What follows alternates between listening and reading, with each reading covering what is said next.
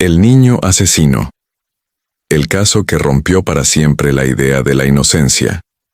A veces, los crímenes más perturbadores no vienen de la maldad adulta ni de mentes curtidas por años de violencia, sino de lugares donde nadie quiere mirar. Este es uno de esos casos.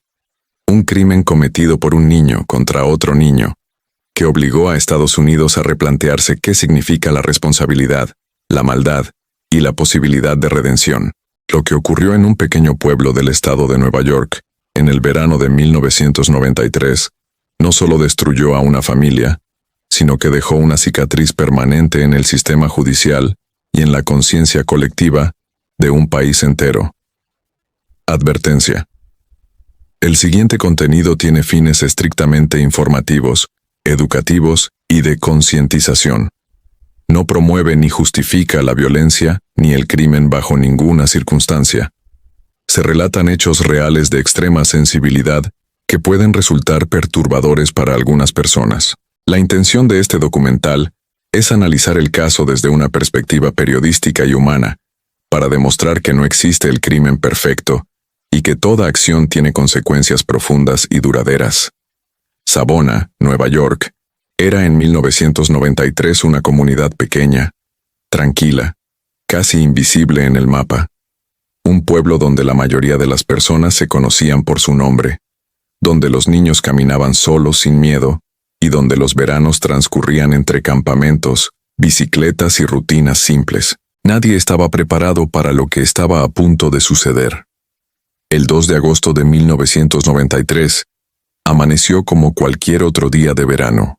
Derrick Robbie, un niño de apenas 4 años, se levantó temprano para prepararse para ir a su campamento de verano.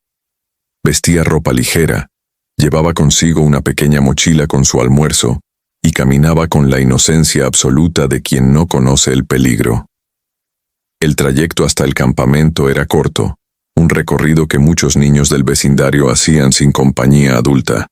Derrick nunca llegó. Cuando los monitores del campamento notaron su ausencia, la preocupación fue inmediata. En cuestión de minutos, el pueblo entero se movilizó. Padres, vecinos, voluntarios y policías comenzaron a buscarlo por calles, patios, senderos y zonas boscosas cercanas. La esperanza de encontrarlo con vida se sostenía en la idea de que quizá se había perdido o entretenido en el camino.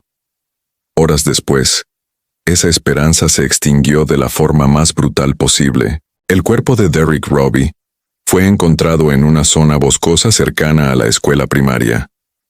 La escena era tan violenta que incluso agentes experimentados quedaron marcados por lo que vieron. El niño había sido estrangulado, su cabeza golpeada repetidamente con piedras, y su cuerpo presentaba señales claras de agresión sexual. Como si eso no fuera suficiente, alguien había derramado jugo sobre sus heridas, un acto desconcertante que añadía una capa más de crueldad y desconexión emocional al crimen. Savona se paralizó. El miedo se instaló de inmediato. La pregunta era una sola: ¿quién podría haber hecho algo así? La policía comenzó una investigación contrarreloj. En un pueblo tan pequeño, la idea de un depredador desconocido resultaba aterradora. Se interrogó a adultos, se revisaron antecedentes, se buscaron vehículos sospechosos. Durante los primeros días, muchos pensaron que el responsable debía ser un forastero, alguien que había pasado por el lugar y desaparecido. Pero la verdad era mucho más inquietante. Eric Smith tenía 13 años. Vivía en el mismo pueblo. Era un niño pelirrojo, de apariencia frágil, conocido por ser introvertido, socialmente torpe y frecuentemente objeto de burlas en la escuela. Algunos compañeros lo describían como extraño. Otros recordaban episodios de ira, comportamientos agresivos y una fijación poco común con temas violentos. Nada de eso, sin embargo, preparaba a nadie para lo que estaba a punto de revelarse. Pocos días después del funeral de Derrick Robbie, Eric Smith le confesó el crimen a su abuelo. La confesión no fue un arrebato emocional, ni una explosión de culpa inmediata. Fue una revelación tardía, casi clínica, que dejó a su familia en estado de shock. El abuelo, consciente de la gravedad de lo que escuchaba, llevó a Eric directamente ante las autoridades. Cuando la policía interrogó a Eric Smith, el relato fue detallado, demasiado detallado para alguien que no hubiera estado allí. Describió cómo encontró a Derrick caminando solo, cómo lo atrajo hacia el bosque, cómo lo atacó. La confesión coincidía con la evidencia física encontrada en la escena. Estados Unidos quedó atónito al conocer la edad del acusado. Un niño de 13 años había cometido uno de los crímenes más violentos en la historia reciente del estado. Los medios de comunicación no tardaron en bautizarlo como el niño asesino, un apodo que lo perseguiría durante décadas. La fiscalía tomó una decisión que marcaría el rumbo del caso. Eric Smith sería juzgado como adulto. La defensa intentó construir una explicación que ayudara a entender lo incomprensible. Presentaron testimonios psicológicos que hablaban de un posible trastorno explosivo intermitente. Argumentaron que Eric había sufrido acoso escolar severo durante años. Se mencionó incluso que su madre había consumido medicamentos durante el embarazo que, según la defensa, podrían haber afectado su desarrollo neurológico. Nada de eso fue suficiente para el jurado. Durante el juicio, las descripciones del crimen estremecieron a la sala. La violencia ejercida contra un niño tan pequeño, la brutalidad de los actos y la aparente ausencia de remordimiento pesaron más que cualquier argumento clínico. Para muchos, no importaba la edad del acusado. El acto había cruzado una línea imposible de ignorar. En 1994, Eric Smith fue declarado culpable de asesinato en segundo grado. La sentencia fue contundente. Un mínimo de 9 años a cadena perpetua. Tenía 13 años cuando entró a prisión. El sistema penitenciario no estaba diseñado para alguien como él. Un menor condenado como adulto por un crimen tan atroz se convertía automáticamente en una figura incómoda, tanto para las autoridades como para los demás reclusos. Eric fue trasladado a instalaciones de máxima seguridad, aislado en múltiples ocasiones por su propia protección. Mientras el mundo exterior lo veía como un monstruo, dentro de los muros comenzaba otra historia, una que pocos conocían y que se desarrollaría lentamente durante décadas. Con el paso de los años, Eric Smith creció tras las rejas. Pasó de la adolescencia a la adultez sin experimentar una vida normal. Cada cumpleaños, cada hito personal, ocurrió dentro de un sistema diseñado para castigar, no para comprender.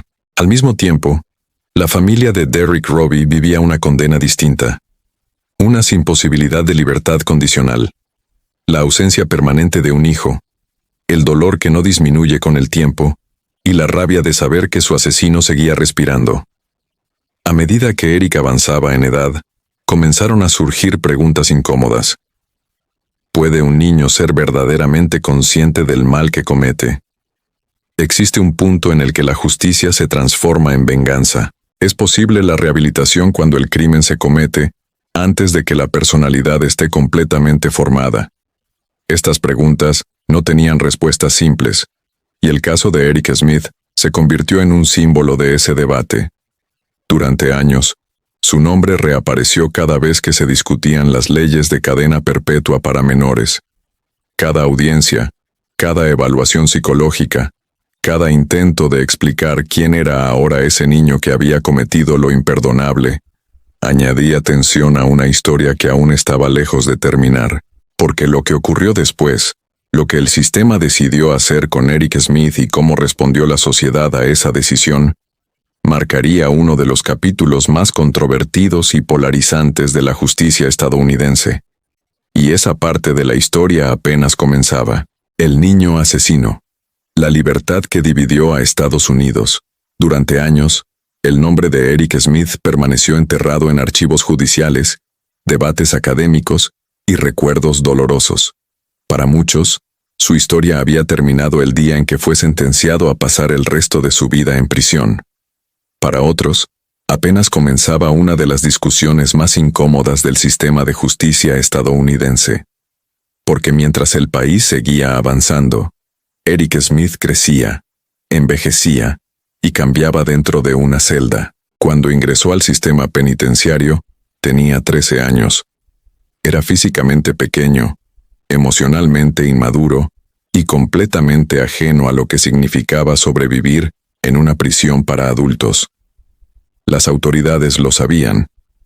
Por eso pasó largos periodos en aislamiento, no como castigo, sino como medida de protección. El estigma de ser el niño asesino lo convertía en un blanco constante. Con el paso del tiempo, Smith se adaptó a la rutina carcelaria. Estudió, leyó, participó en programas educativos y terapéuticos. Según registros penitenciarios, no acumuló un historial significativo de violencia dentro de prisión. Para algunos funcionarios, era un recluso modelo. Para otros, simplemente alguien que había aprendido a sobrevivir. Pero afuera, el mundo no olvidaba. Cada cierto número de años, Eric Smith tenía derecho a presentarse ante la Junta de Libertad Condicional. Y cada vez que eso ocurría, la herida se abría de nuevo. Para la familia de Derrick Robbie, esas audiencias eran una forma de revivir el crimen una y otra vez. Para la comunidad, era el recordatorio de que el asesino de un niño podía algún día caminar libre. Las primeras audiencias fueron rápidas y contundentes, negadas, sin ambigüedades. La gravedad del crimen pesaba más que cualquier señal de cambio. La Junta escuchaba los informes psicológicos, las declaraciones de Smith y las objeciones de la Fiscalía, y llegaba siempre a la misma conclusión: aún no es seguro, aún no es justo. Así pasaron los años, una audiencia tras otra, 10 rechazos consecutivos. Mientras tanto, el marco legal comenzaba a cambiar. La Corte Suprema de Estados Unidos emitió fallos históricos que cuestionaban la constitucionalidad de sentencias de cadena perpetua para menores, sin posibilidad real de libertad condicional. La ciencia del desarrollo cerebral empezó a tener más peso en los tribunales. Se reconoció oficialmente que el cerebro de un adolescente no está completamente desarrollado, especialmente en áreas relacionadas con el control de impulsos y la toma de decisiones. El caso de Eric Smith volvió al centro del debate.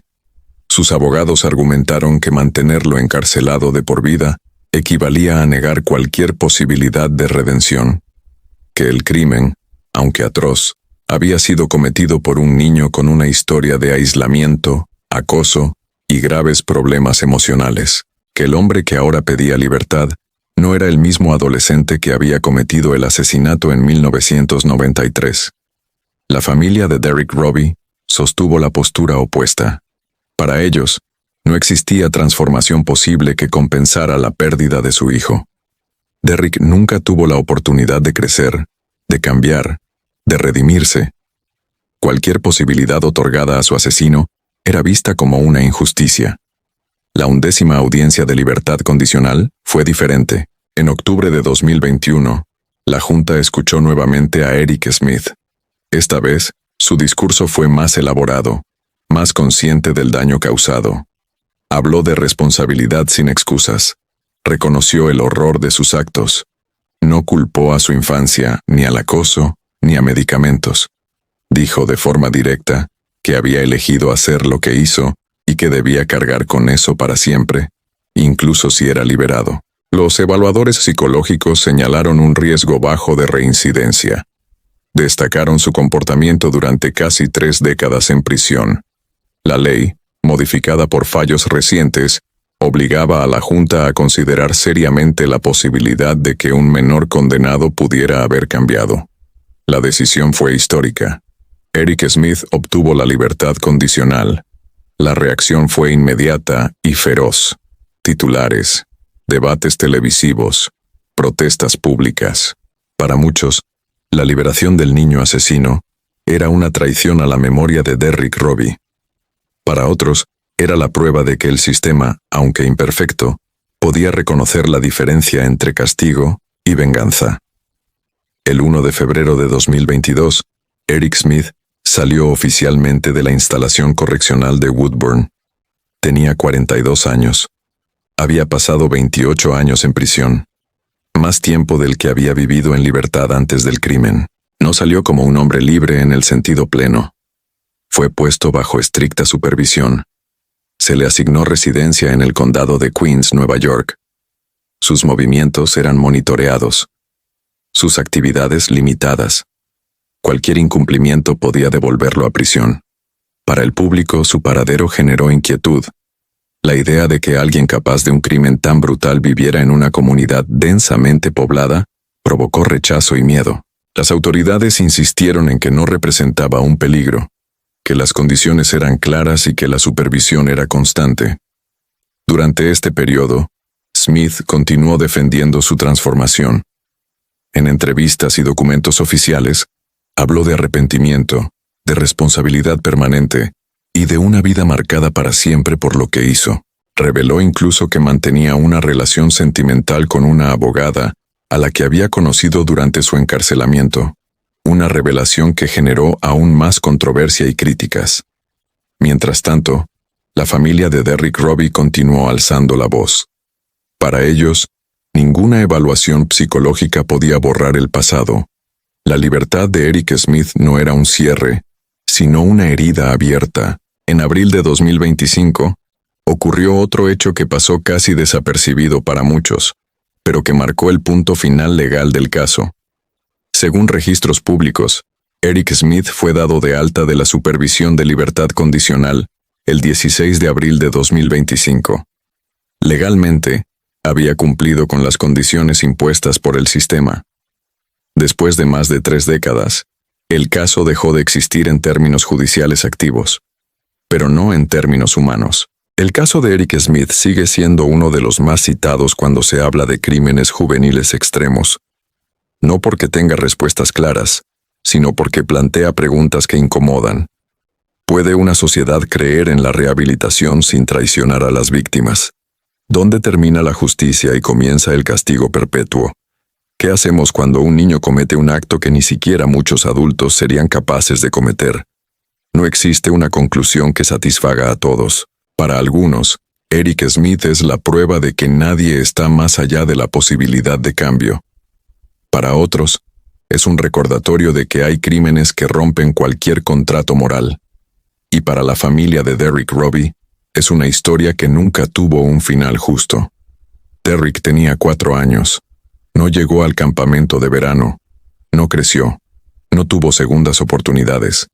Eric Smith sí.